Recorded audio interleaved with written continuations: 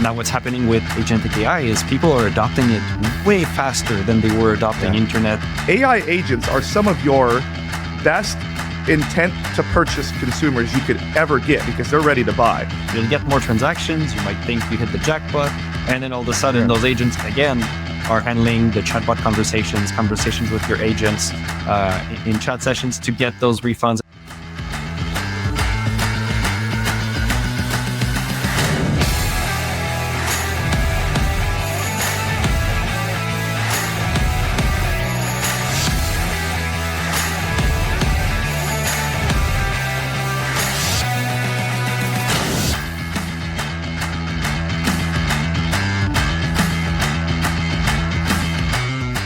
What's up, everybody? Welcome to another episode of FraudBoxer. I have a big treat for you guys today.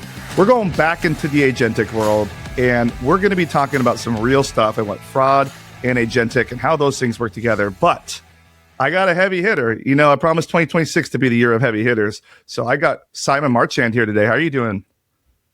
I'm great, Jordan. Thanks for having me. Yeah, sorry to put you on the spot right when you're taking a sip of your espresso there, you know, but it happens.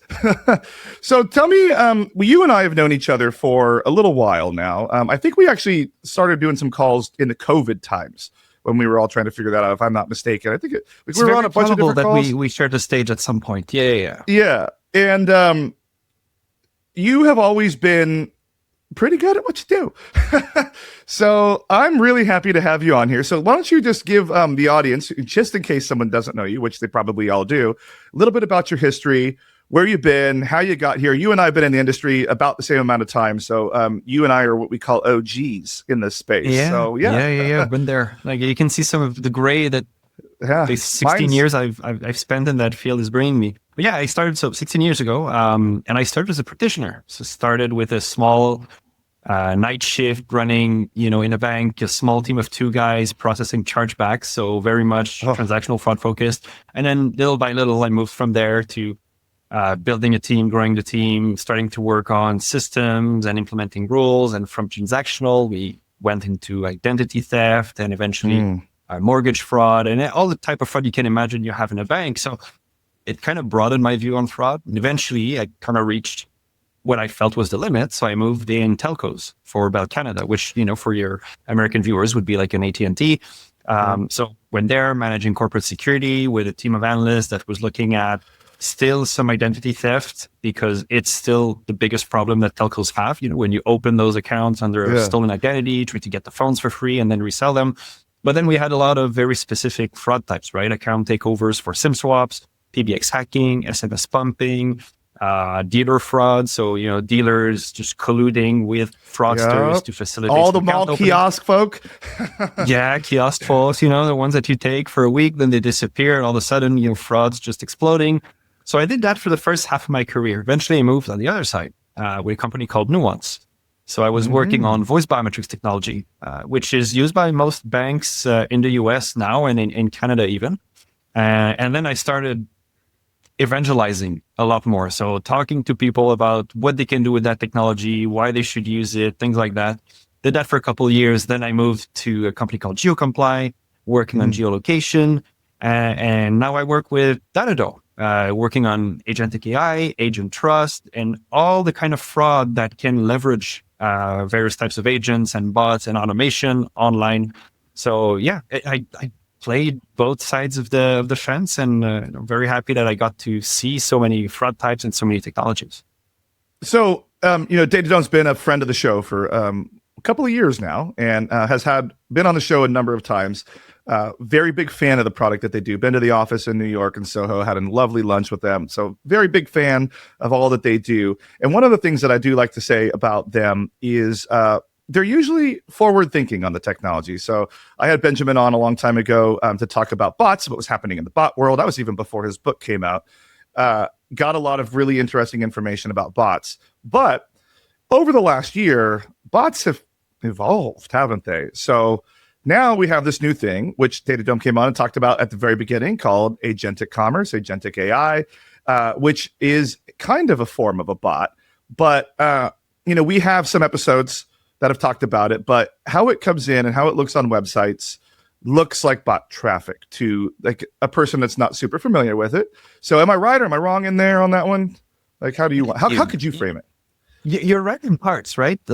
In some cases, your agent will look like a bot, but in some cases, it will do everything it can to appear to be human because it wants to avoid some of the protections you have in place. So, even legitimate ones, even ones that, a real person is using for legitimate purposes, might try to avoid the defenses in place by acting human or appearing human. And that's because they want to make sure that they can get access to all the data that they need to on your website. And yeah, it really evolved, right? Like 10 years ago, you had bots already. It was not new.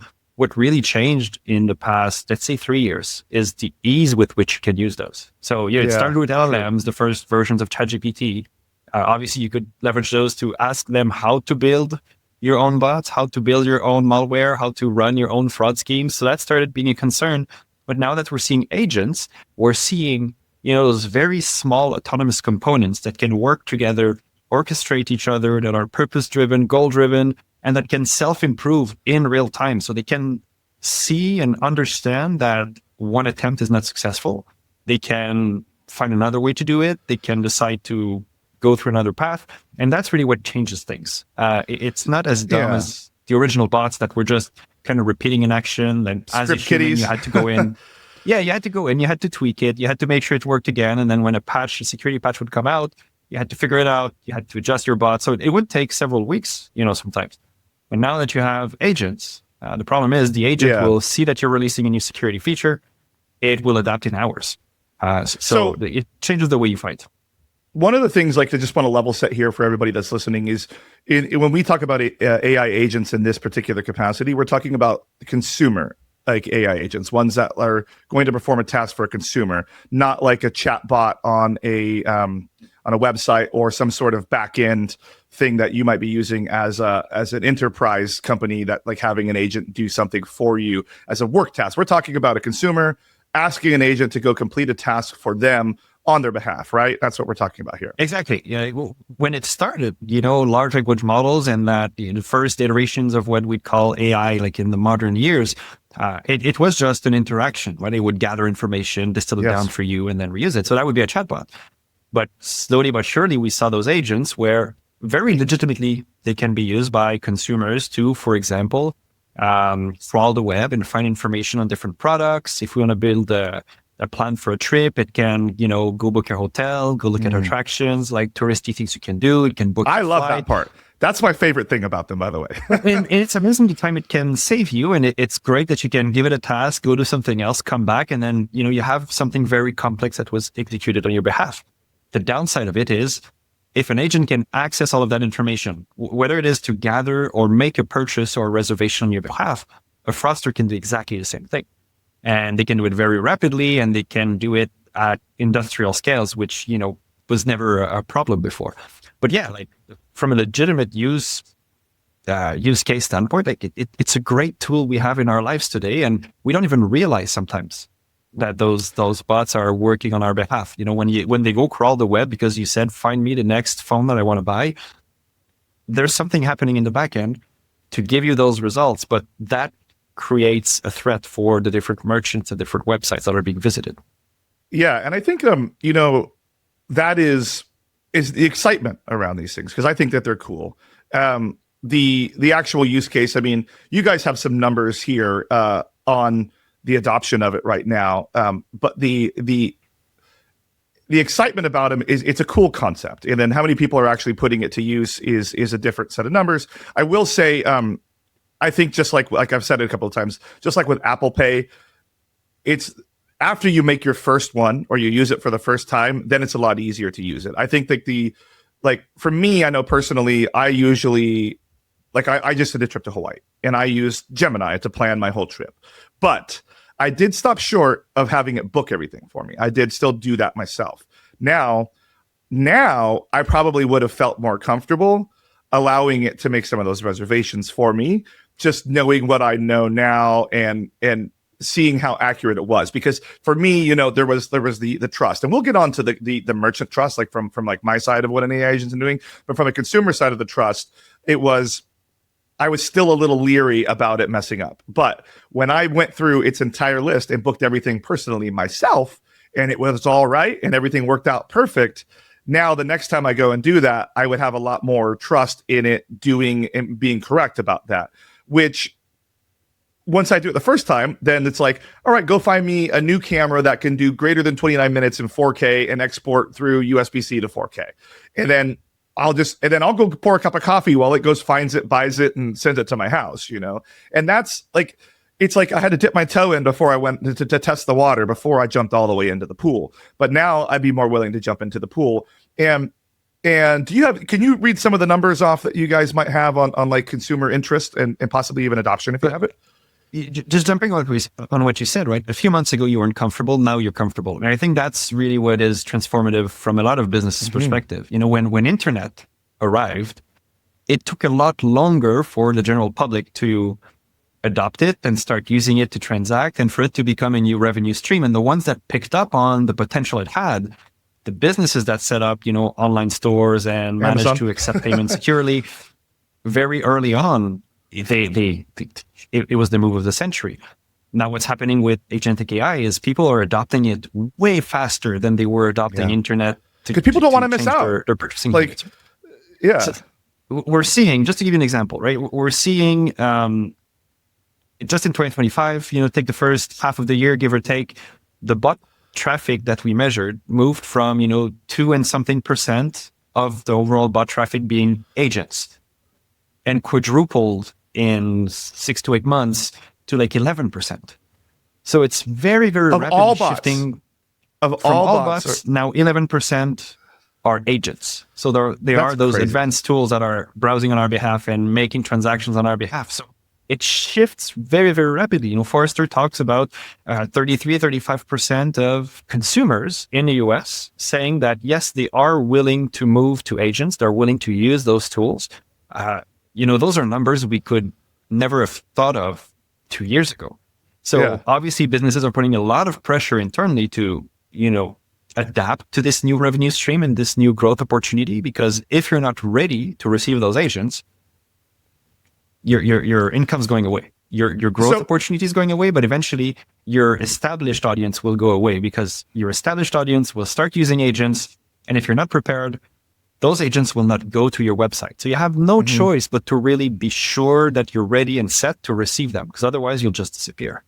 So that's where I've done a couple of presentations this year on stage about AI agents and a couple of different opinions that I've seen from different websites on like the original and initial opinion from like DevOps teams and any sort of bot security teams was block all the traffic because it's a bot.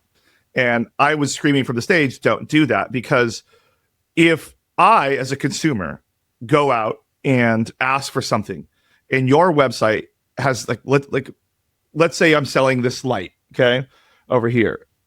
My website has that light. Another website has that light. Me as a consumer is looking to buy that light. This website's blocking all of it, or my website's blocking all bot traffic, but this website isn't. In that list of results that comes back from the initial LLM, it's only going to be that other website. It's not going to be mine. Mine might have a better price. I might have a better product, but I'm not even going to be listed.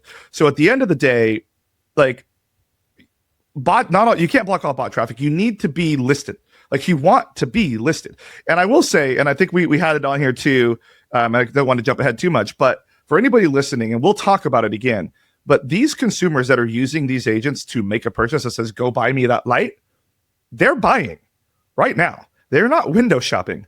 They're buying right now. So AI agents are some of your best intent to purchase consumers you could ever get because they're ready to buy. Now, we'll get into the trust and the risky side of that.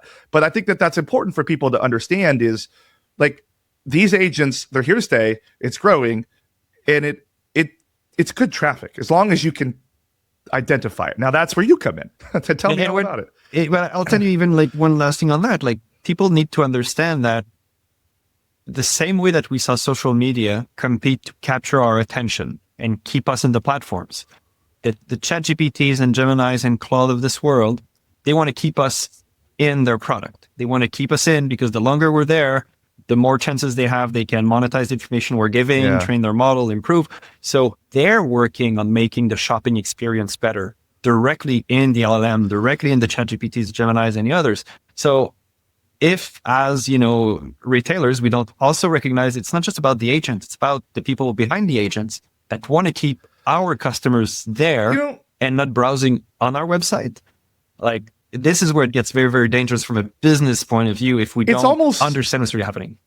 It's almost like they're doing the shopping cart optimization for you at the end of the day, like the actual agent, like the chat GPTs, the Geminis and all those.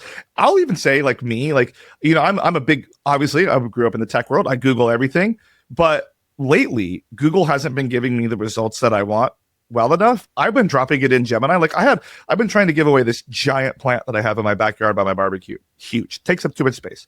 So I put it on the local Facebook group here. There's our social media callback.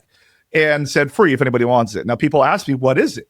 I literally went out, took a photo of it in Gemini and said, what is this plant? And is it toxic to dogs? And it instantly told me exactly what it was. Yes, it's toxic to dogs. Thankfully, my dog didn't eat it. And I was just like, I couldn't have just dropped that into Google. It wouldn't have worked as well. Gemini told me in like a second. So then later that day, I found these little berries in the backyard. Same day, I did the same process, told me the same thing about the berries. And now I got to go tell the neighbor he's got to cut his berry plant back because it's going to make my dog sick. So it's just like, it's crazy how you're right. Like it used to just be, I needed it to listen to my podcast and give me a summary of it. Now it's like, it's every day in my life. It's crept into every day of my life. They got me. So. It got you. And now, it's on your pocket. It's in your phone, it's on your computer, and it's even in the personal assistants that we have phone, right? Like everybody was about Google Home and how you could talk to it and do stuff with it and interact with it.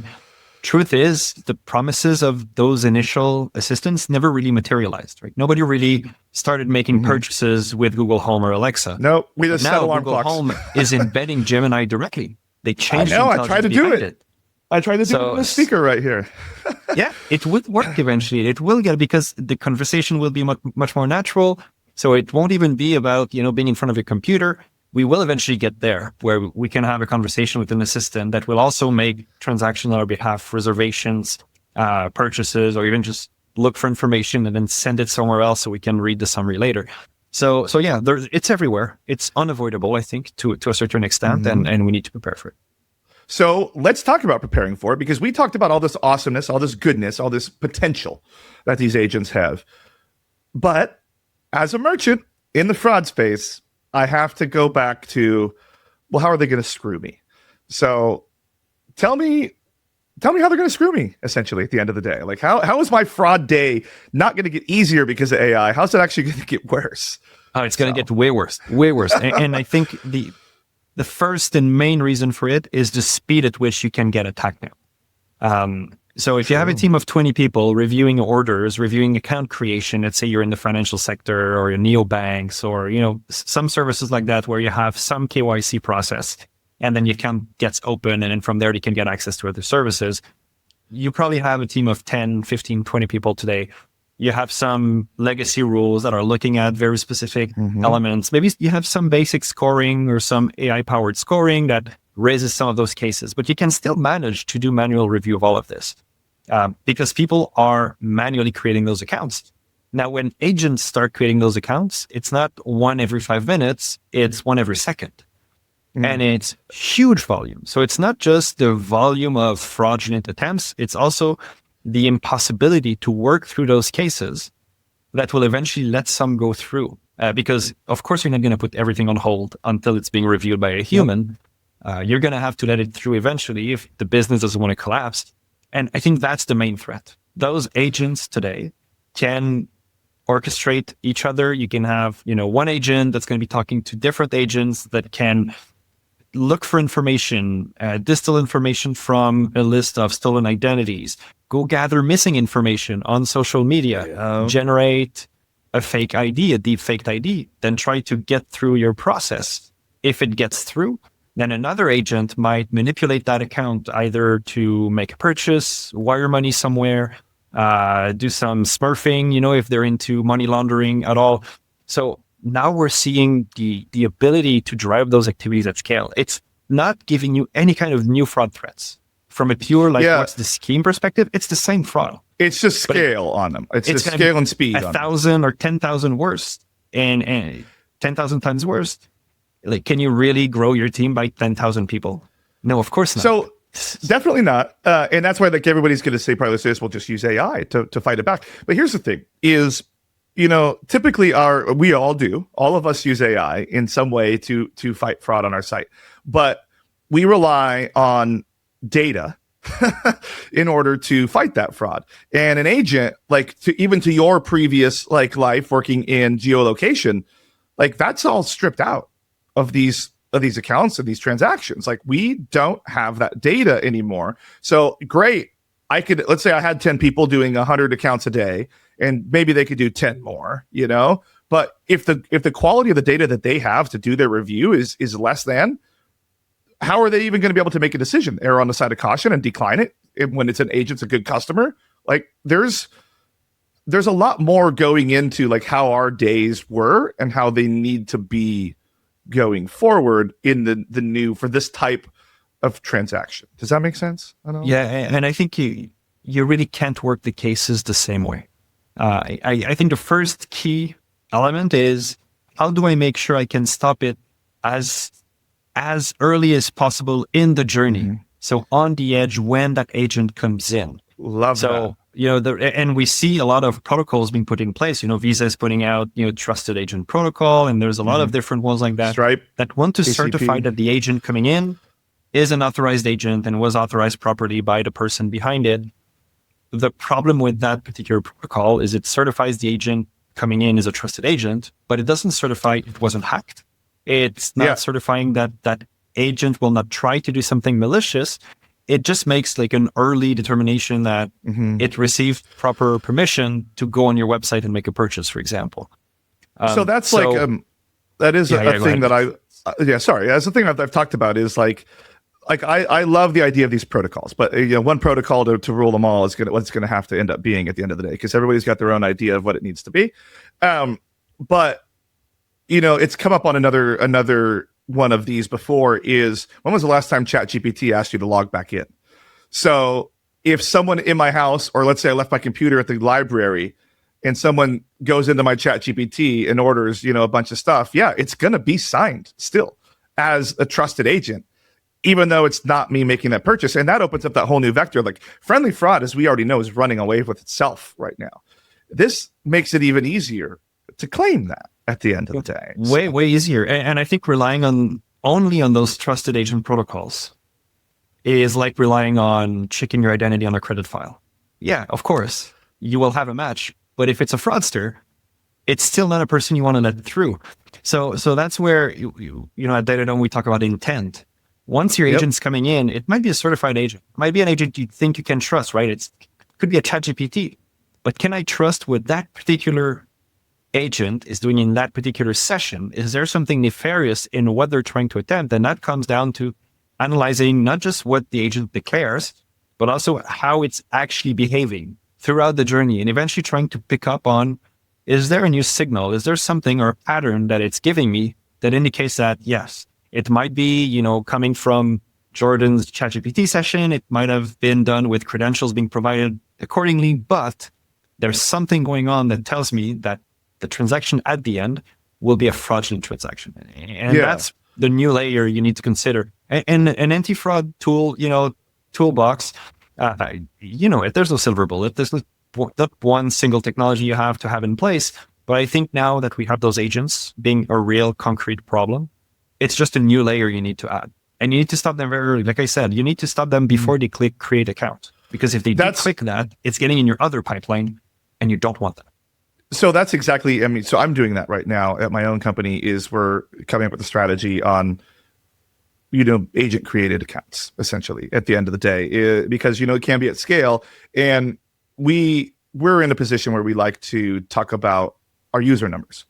And, if anybody watched the last season of Succession, where they talked about the user numbers on that, like how half of them are bullshit, you don't want your site to be in a position like that where you have to declare like, we have 800 million users a month, but it's really 23 guys and a bot, in a ChatGPT terminal at the end of the day. One of the things that, I've talked about it a little bit before, but I just was on a bunch of sessions with like Visa, MasterCard, Stripe did one, too, that was talking about their strategy and what they're doing for merchants in the AI agent space, and Stripes obviously was talking about ACP, their protocol that they have, and how they were trying to they were open sourcing it so that Adyen's and other and checkouts and all those people could plug into it and use their sort of thing. Obviously, they're saying it's free now. We all know, it's always free for now. Look at Apple just changed yesterday on my Final Cut Pro subscription. Now I got to pay for that every month, even though I thought I paid for it once.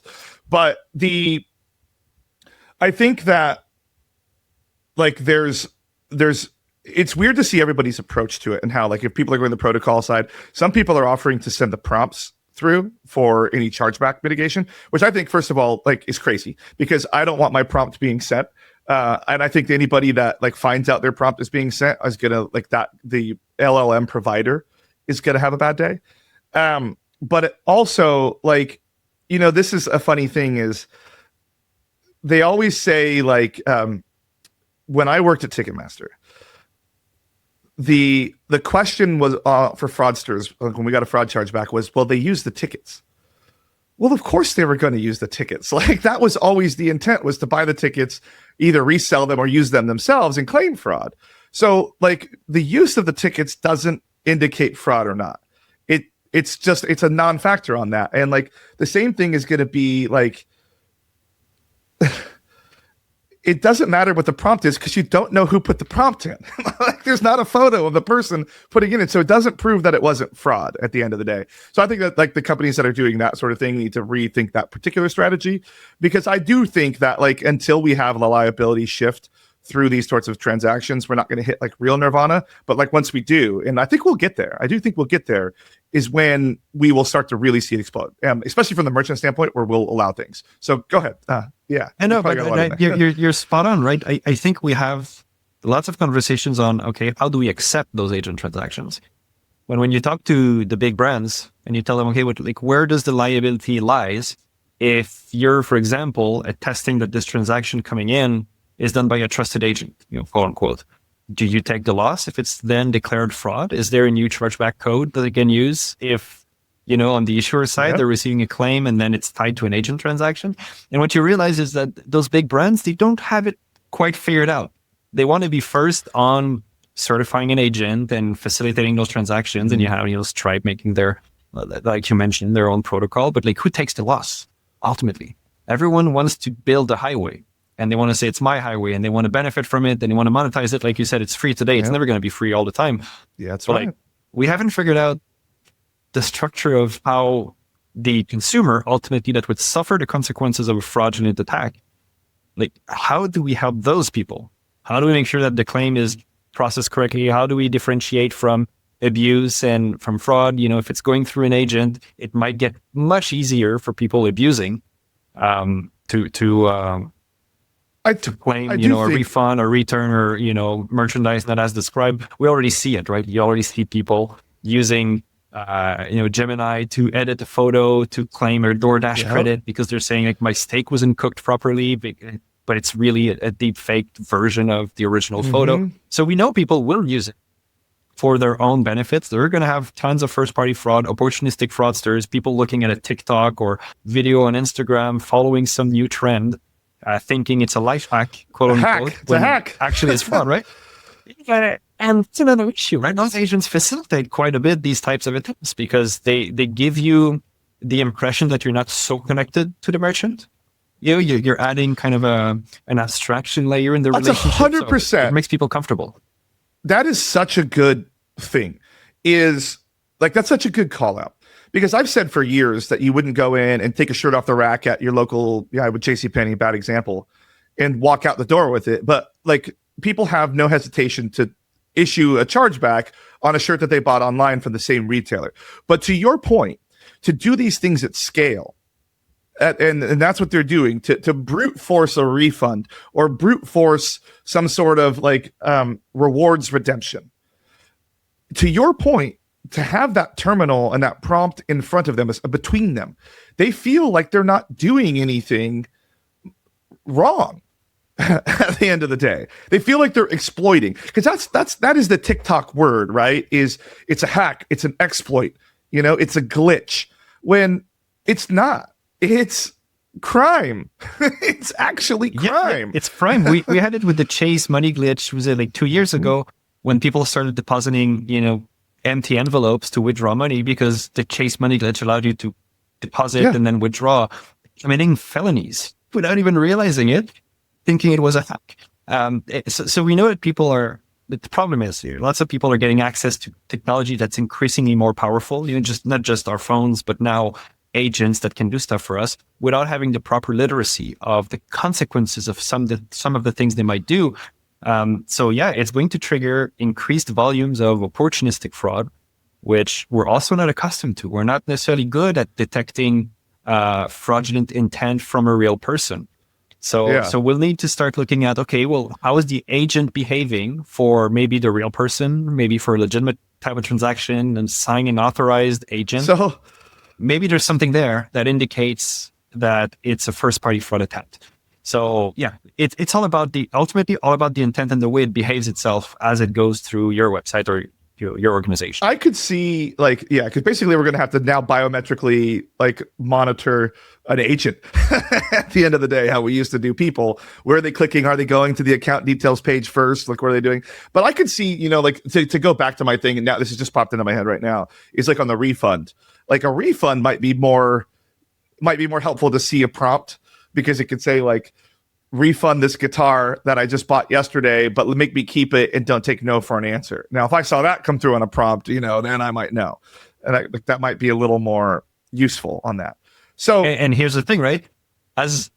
So we think of people using it to try and break, through our refund policies, for example, but even one step before that, people will say, find me a guitar and make sure to pick it from the store that has the easiest return policy that it can then exploit. So your organization, these agents will look at your policies, what's being said about you on different forums, eventually identify you as an easy target, even for opportunistic fraudsters. You'll get more transactions. You might think you hit the jackpot. And then all of a sudden, those agents, again, are handling the chatbot conversations with your agents in chat sessions to get those refunds and make sure they have the right script to really hit all the checks in your procedure to then get the refund. And then they just blast it. Then they do it again and again and again. I had a client a couple of years ago that had their average sales on their website was $2,000. And then 1 month they had $130,000. And the guy calls me. He's like, "Look, isn't it great?" And I was like, "Let me see that traffic right now." I'm like, "It's not great. It's not great." I'm like, "Did you ship any of this stuff right now?" He's like, "Yeah.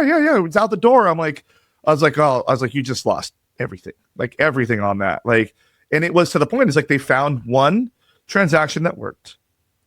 And then they tried it 2 more times. And then they just ripped it. They just, it was like a full-blown hockey stick on that. And it was absolutely crazy to see that. And then, to smaller brands, to all of us enterprise merchants, if we see something really slide out of band, we're like, something's wrong here. But to mom and pop stores, they just think they went viral on TikTok, hit the jackpot, when in reality, they're about to lose their whole business at the end of the day. Yeah, so. Exactly. And you're talking about that. It just pops it into my head. Right now, we could probably have rules in place for if we have 3 accounts shipping something to the same house. So yes, in that case, if fraudsters are shipping, they're hitting a mom and pop shop, they're all trying to ship in the same place. Someone will pick up that doesn't make sense that 20 new buyers are shipping in the same place. But those agents, what they also allow is ship it to the billing address, and then my agents will change the destination further down the line in a process that's not monitored either with the merchant directly or with the UPS or FedEx that's handling the delivery. So it also means that processes we have today with rules that are well established and might work, well, we have to think about what would happen if at scale someone was trying to get to an agent and have them do a manual operation behind the well-structured systems that are looking at, let's say, shipping address, billing address, things like that. So yeah, it's really opening a hell of a lot of new threats that we have to keep an eye on. So how can you help me not have to deal with any of these threats at Datadome? Yeah, but you have to deal with them. I think it's unavoidable. I think, like I said earlier, that's a good point. Accepting agent traffic is like accepting transaction on the internet. I think, and I think we need to call that out to everybody, is you need to accept these transactions. You need to. Like, you shouldn't think this isn't bad. These are your highest intent buyers. It's good traffic. It's just making sure you aren't that guy that gets ripped by the hockey stick level of increase overnight. Like, it's going to be a gradual increase. I mean, it's going to be like a normal gradual increase that we would see. But these are transactions that you need to be taking. You just need to put a strategy in place to take them. So, and I think that strategy can be broken down in like three main pillars, right? There's a technology layer. You sound like Alexander Hall with your 3 pillars. Oh, there you go. I was just talking to him yesterday. Yeah, he always has 3 pillars. He always has 3 pillars. But the first one is technological. You need to have that layer at the edge. So the agent's coming in. You need to figure out what the intent of that agent is. So not just trust the signature that you're receiving, not just trust the protocol in place to know if it's a trusted agent, but really track what that agent is doing all the way through the journey. So I think that's one key. It's unavoidable. The same way that, we have some basic infrastructure to prevent DDoS attacks, and we have basic transactional fraud tools in place, and we have identity verification. Yeah. You now need to have agent intent verification and monitoring and making sure you don't have automated attacks. Now that you have that, though, that will technically most of the time reside outside of the fraud team. So there's an organizational transformation that needs to be operated, which I think should be led by the fraud teams. And it will be breaking down the silos. And we always say break down the silos, but between cybersecurity and fraud. And that means making sure that you understand which platforms are used for cybersecurity, including, eventually an agent intent detection platform, to make sure that the fraud team has access to those new tools and they understand it, and they have access to tools that are not meant just for cybersecurity teams, but are designed with fraud users in mind, with the right forensics tools, investigation tools, case management, making sure that it can actually make sense of what's being presented. I think the third pillar is operational. In the team itself, we have a need to educate our existing members, grow them, make sure that they step up their knowledge on that particular type of threat. You know how it is, right? We probably have lots of teams that are relying on people that have 6, 7, 8, 15 years experience in the business. They don't get to know new stuff and learn about new fraud attacks and new technologies so much. So there's a need operationally to start looking at, okay, what's the skill set I have? Do I have people that can make sense of this? Do I have people that are more proficient with AI threats, that can understand what bots are doing, what agents are doing, how it works? So you either grow your existing team and develop their skills, or you start bringing people with very, very specific skill sets to enrich the fraud team. Because I think the last thing you want to see is being completely blind, going dark on that new threat because you don't have the right understanding. You don't have the connection with the cybersecurity team, and then they start doing what they think is best, but really with no context on fraud. They just do it from a pure cybersecurity perspective. So, just to recap my 3 pillars, the technology layer, organizational transformation to break down the silos and start working together, sharing information, even in some cases, become one team, cybersecurity and fraud, fuse it together. And then operationally, making sure you have the right talent and the right skills, whether you develop the people you have or you bring new people in. You see, like Target combine their fraud and cyber teams into one team, which they did a couple years ago, which I thought was a brilliant move. Me at my company, I just posted yesterday a job for an abuse role. So if it's open, everybody that's listening to this and you want to apply, you can go ahead and apply. But it is to your exact point 2 on there is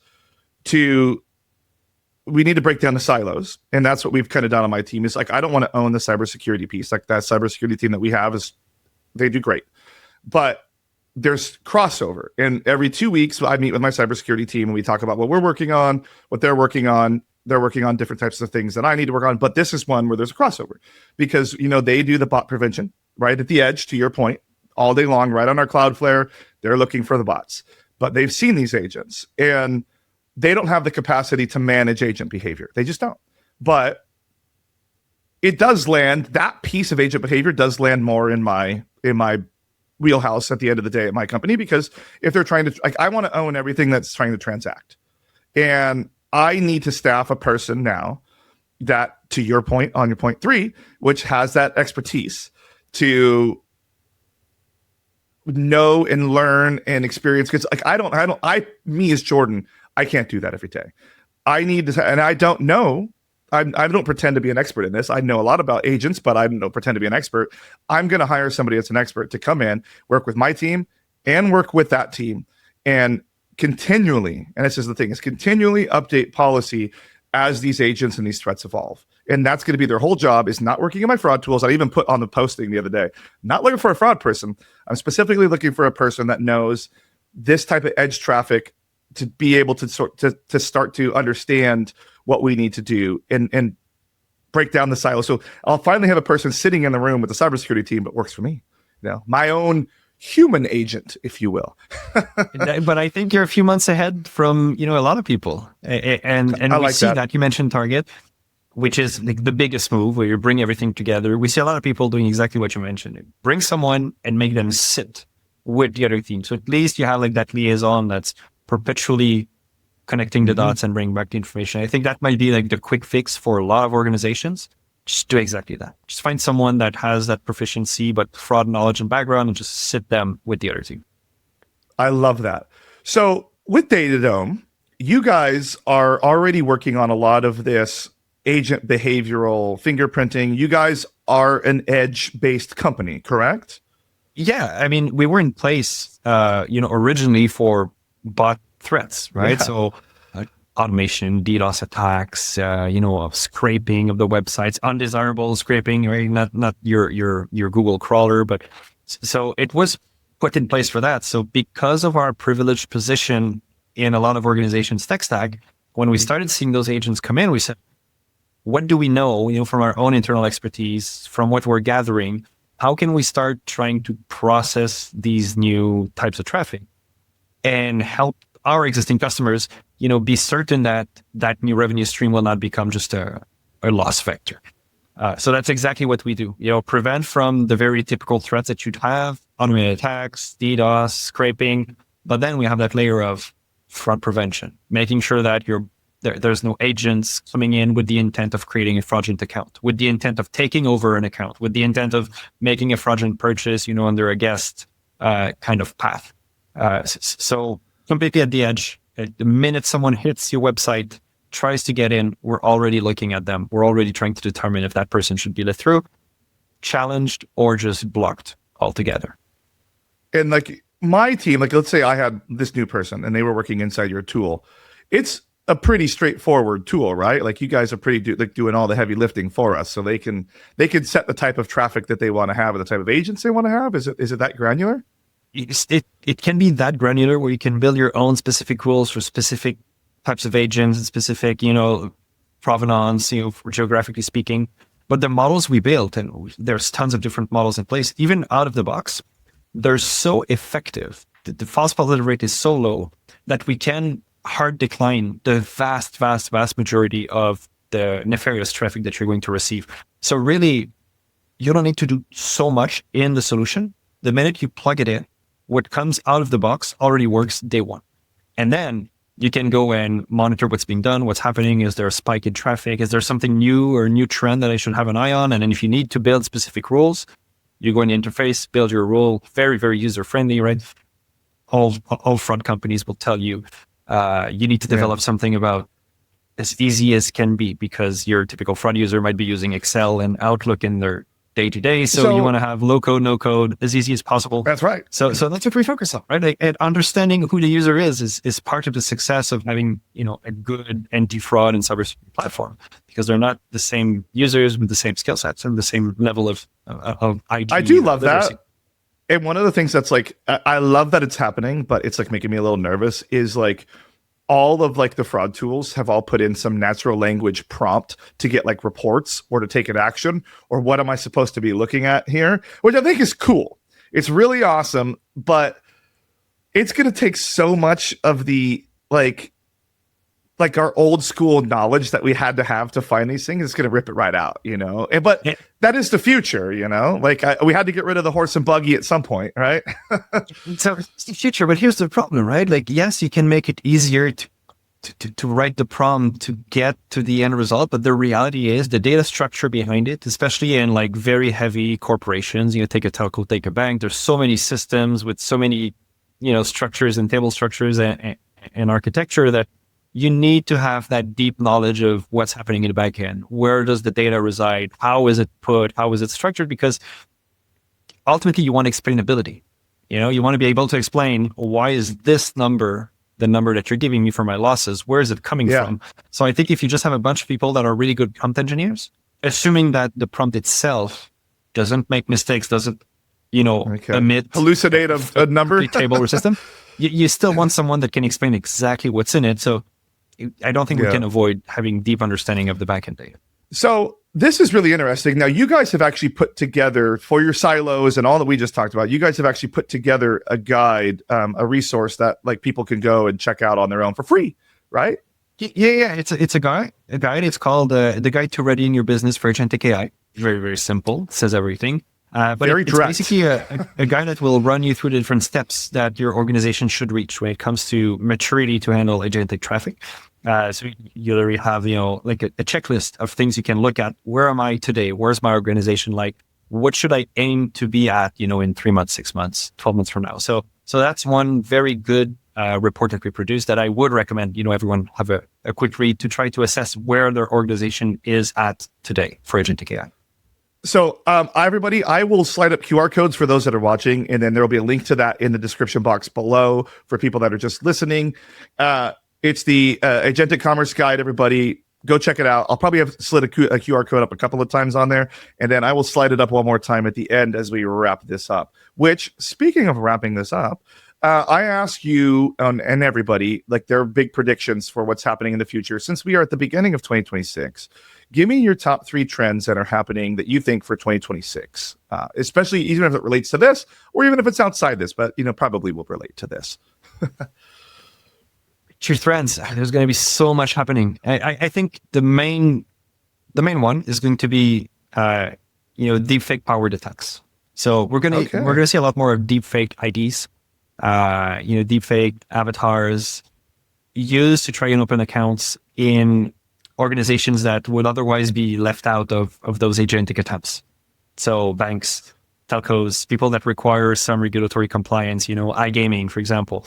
I think we're at a point where it's getting so easy and cheap to generate those types of IDs and visuals and videos that we're going to start seeing it being used at scale. So that's going to be one thing. It's going to be pure subscription fraud issue, but in areas that are not too much fitting the threat of agentic AI. So that's going to be one. The second one I think is going to be an internal fraud. So there's not going to be a lot of people being threatened by it, but it's also going to be leveraging, the Geminis of this world where you can now generate, receipts. You can edit receipts. You can, defraud your own organization by trying to max out your expense reports, go through the limits of the policy, generate new attendees where they aren't there. I think that's going to be maybe a big threat. And the third one I would say is probably going to be on abuse. Abuse of return policy, abuse of refund policy, because a lot of the time we ask for a photo proof, right? Show me that the item is damaged. And now it's so easy to generate those photos that I think we're going to see on the opportunistic side of things a lot of attacks, and there's going to be a big spike there. We're already seeing that even at my company. And we don't have big ticket items. It's small ticket stuff. And we're already getting the AI damaged boxes and damaged bottles and things like that, which is super interesting. So anything you want to say to wrap this up here about Datadome, agentic AI? We're all going to die because all the fraud's going to happen to all of us all the time. Anything about any of that? I'll say what I say to everybody, right? The best way to prepare is to talk about it. And I love to get in touch with people, understand what they're seeing, and try to brainstorm on what could be and what they might be missing and what I see, with other people I talk to. So, I need people with this to get in touch. More than happy to have a chat. I want to talk about what you're seeing. If you don't think you have a threat today, I want to understand why you don't think you have a threat. That's always interesting to me. But let's talk about it. Let's make sure we don't keep the information to our own organizations. I don't think fraud prevention is a competitive advantage at all. We should all be sharing what we know. So let's talk about it. And for people that want to talk about it with me, just get in touch. Yeah. And I will obviously link him in the description below alongside the Agentic Commerce Guide as well. Simon, I know you're a busy man, and I want to thank you so much for your time. I know it's late where you're at too. So thank you for your time. Thank you for coming on my show. Simon Marchand, everybody. Thanks, Jordan. Always a pleasure. Like I said, everybody, I'll link everything in the description, and we'll see you all in a couple of weeks.